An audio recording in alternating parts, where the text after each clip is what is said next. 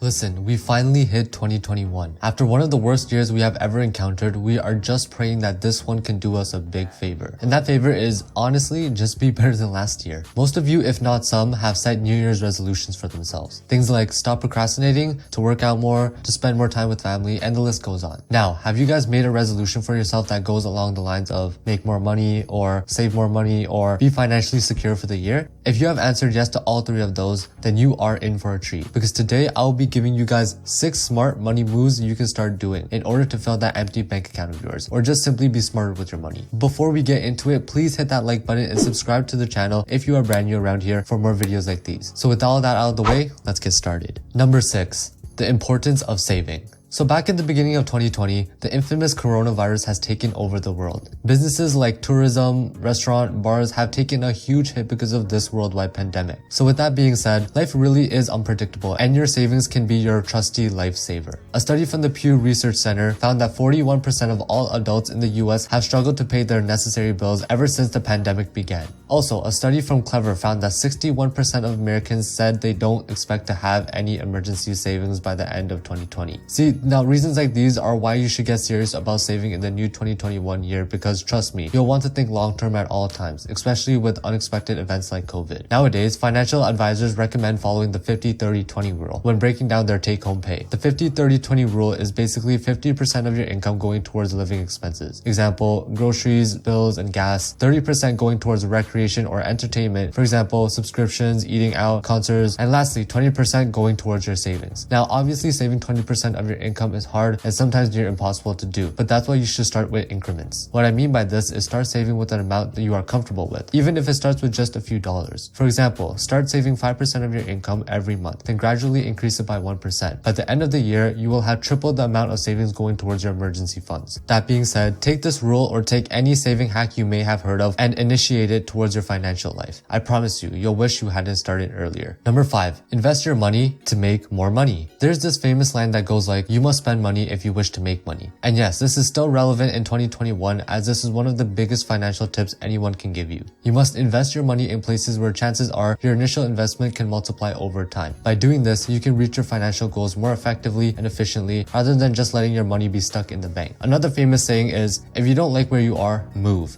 You are not a tree. The money you make will just sit there unless you take action. So might as well do something with it that you know will prosper. Now, one good place to invest your money is, if you haven't guessed already, the stock market. This by far is one of the most efficient places to invest your money in. When done efficiently, your money can grow from between 7 to 10% per year, long-term wise. Let me give you an example. So let's say you have experience in the stock market and you're overall a smart investor. You invest $10,000 in the stock market for 30 years straight. In 30 years, you will have invested a total of $300,000. And let's say you achieve the same average yearly returns. So 7% every year. So how much exactly are you going to have by the end of 30 years? It's definitely going to be more than 300,000 because with a 7% increase, your money will have grown as time progresses. That being said, if you have done the math correctly, that $10,000 investment per year for 30 years will now be worth just over $1 million. Now obviously you don't take home the full price as it is subtracted by the money invested. So a total of just over 700,000 will be the final price you'll be taking home. Now see how you can make 6 figures plus off investing in the stock market? Again, it is way better to invest in something that will multiply your income throughout the years. Listen, would you rather let your money sit in the bank like a rock, or would you rather let your money explore different places to essentially expand over years of investments? The choice is really yours. Number 4,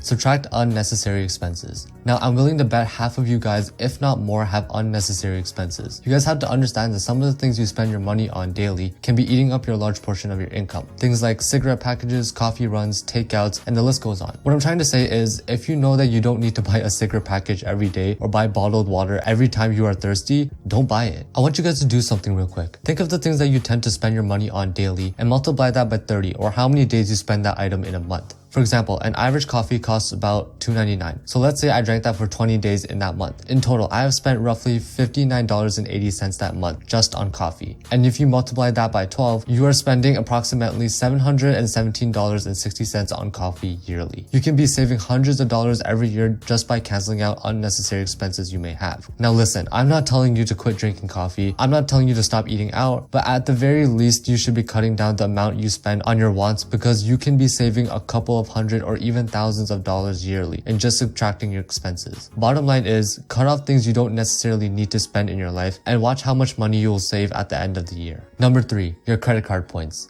If you have a rewards credit card that allows you to spend your points instead of spending a single dollar, you might as well start putting your points to use. You have been saving your points all along, and now you can spend it on necessities like groceries, online shopping, or even get cash back. There are a lot of benefits from using your rewards credit card. Benefits like building a good credit score, being able to access money wherever you go, and the most important is getting rewards every time you spend money. But the sad reality of most people in North America is that they never redeem their rewards. Your credit card rewards can be redeemable for a handful of things you spend your money on. Things like shopping online, even for discounted prices, airline tickets, and many more. One way you can redeem your credit card rewards point for shopping online is to get cash back. Money deposited to your bank account is a beneficial way of using your rewards. You can use that money to pay outstanding bills you may have, reduce credit card debt, or even buy things that you may want instead of using solid cash. With that being said, your credit card points can go a long way if you properly spend it, and just another smart move you can do with your hard-earned money. Number 2, patience. So you guys probably have material things that you daydream about on a daily basis. Whether it be your dream car, dream house, or even a dream lifestyle. They all cost something, and that comes down to one answer: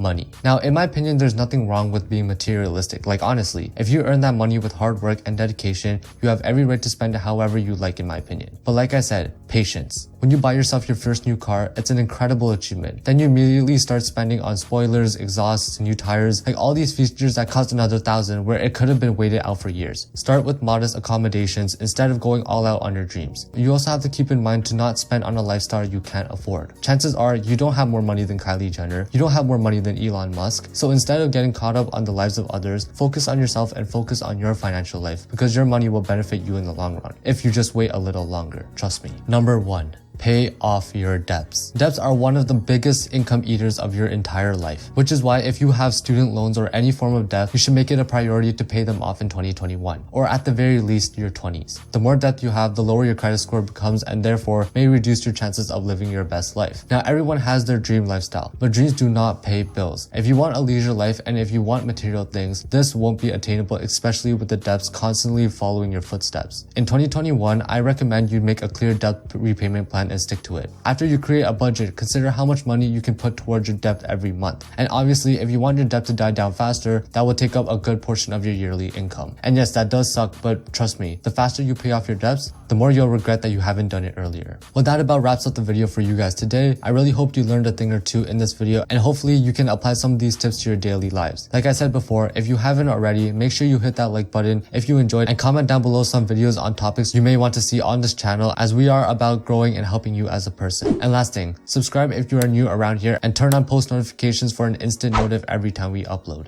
With that being said, take care, and I'll catch you guys in the next one.